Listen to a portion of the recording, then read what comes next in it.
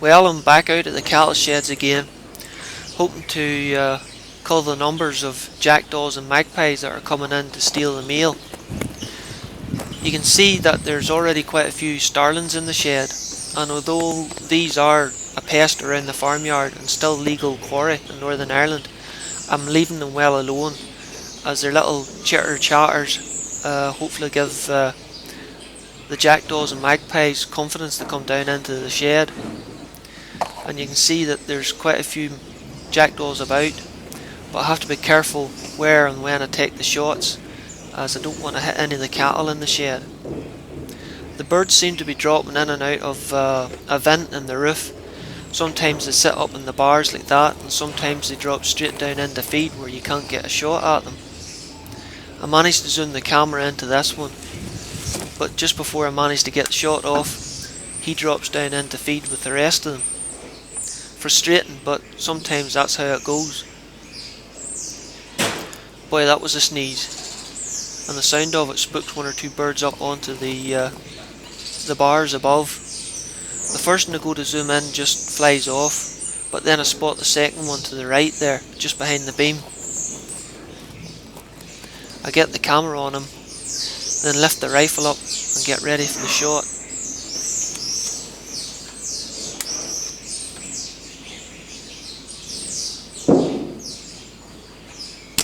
And put a pellet into his heart and lungs. You can see the birds feeding, hoping for the meal in through the silage, but there's about 3 or 4 iron gates here I have to shoot through, and with all that metalwork and the cattle standing in close proximity, I don't really want to try and chance a shot from here.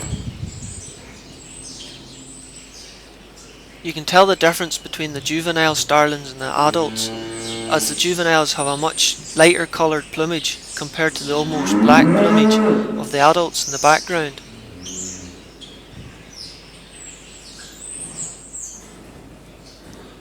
A few more jackdaws fly into the shed and down to feed.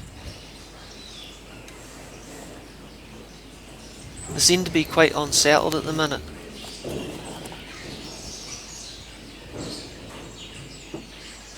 But one flies to the left and perches in one of the top bars.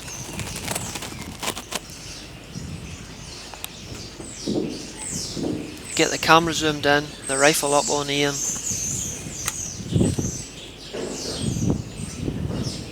And place the pellet just between his shoulder blades.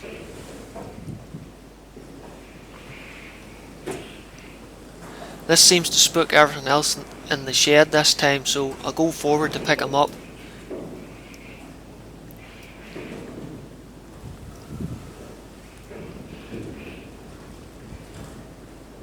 I actually thought I knocked him off the far rail and couldn't see him until I turned round and looked behind me and realised I almost stepped over the top of him. But I set him up as a decoy.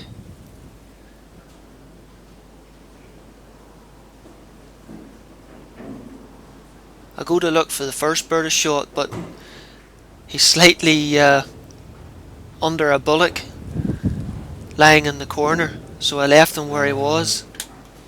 This magpie flies in. As soon as I get the camera on him, he moves, and he's joined by a second. He's sitting behind the beam where I can't get a safe shot at him anyway. Then another bird flies in, perches up on top of the beams.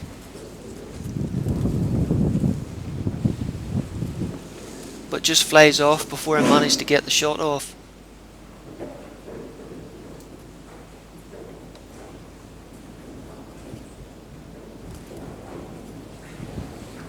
Another few birds land up on the beam. I'm trying to get a safe shot at this magpie here. He's just that wee bit jittery.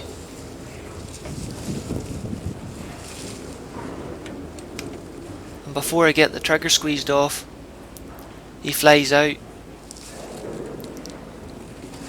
But then I noticed the jackdaw and taking a heart and lung shot. He was well hit, but almost managed to get out the door before he dropped dead.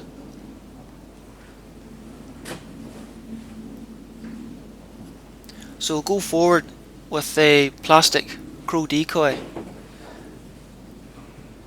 and I set it up in the feed ride, hoping this might give some of the birds a bit of confidence.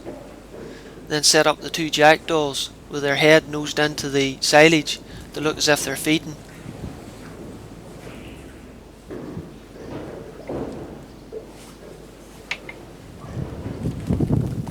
It seems to be working as another jackdaw comes in and lands up in the beam above them.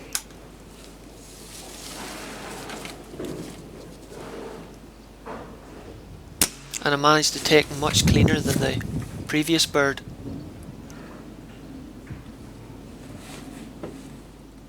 Then this magpie comes in, and it's a bit frustrating because he sits there for quite a long time, plenty of time to take the shot, but with the cattle now standing in the background, I don't feel it's a safe shot. It's not that I'm worried about missing the magpie and hitting the cattle, as it's only a 15-yard shot. I'm more worried about where that pellet's going to go after it passes through the magpie. It doesn't have to deviate too much down the way to actually hit one of the cattle, so I let it go.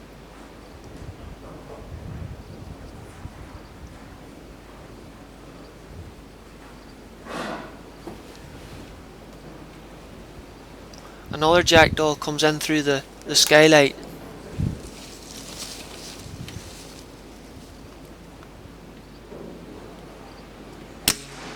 And I managed to take him again with a heart and lung shot.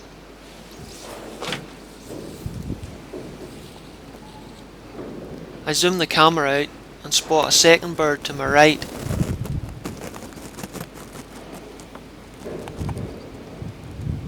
I get zoomed in, not really expecting the bird to stay long enough for a shot, as I still have to recock the rifle and load it, as I'm using the spring-powered HW97 this morning.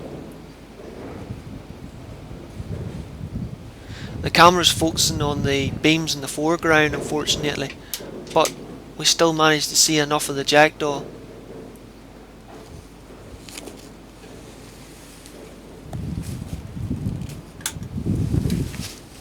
I managed to get the rifle reloaded, back on aim, and touch the shot off.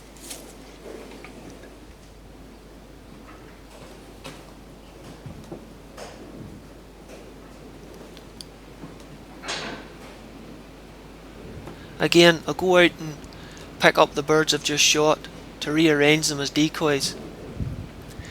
Now, I know I have said this before, but do be very careful when working around livestock, especially here where I'm going in and out of pens.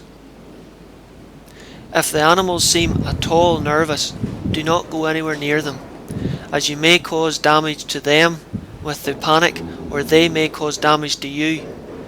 They're big animals and they don't have to hit you too hard to do a lot of damage, even if they don't intend to hurt you.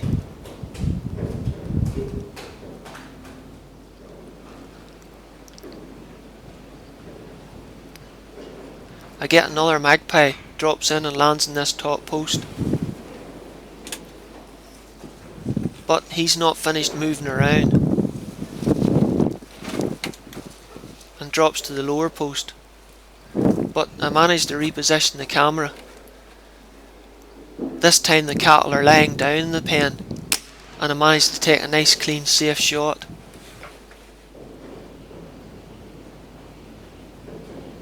Then a second magpie comes in and lands almost in the same place. Again, you can see the cattle are lying down, which gives me a far greater margin of error for where that pellet's going to go after it strikes the bird. And I take him down with a flurry of feathers. Then the heavens opened.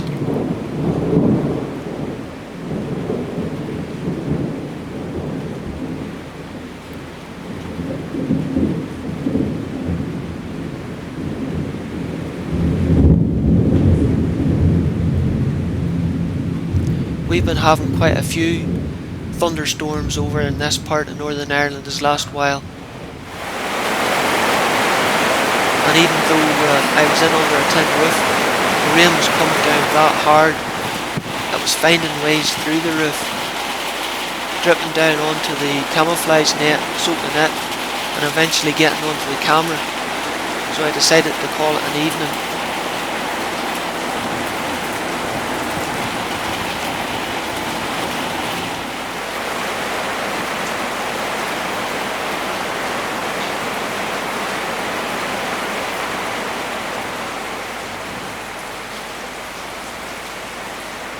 Once I take the camouflage net down and let a little light in, you can see the amount of water that's dripping into the shed. Well, we've 5 jackdaws and 2 magpies. Not a bad haul for the morning.